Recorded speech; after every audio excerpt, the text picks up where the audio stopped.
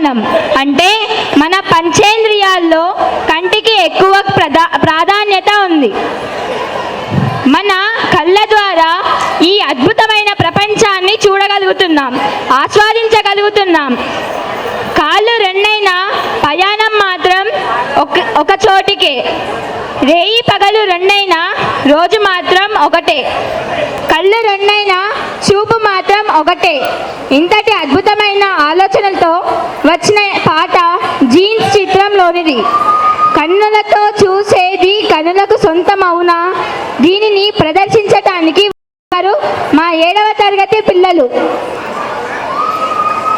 This is a beautiful love song that talks about the power of eye contact and how it can transport you to another world. The song starts with a beautiful melody that captures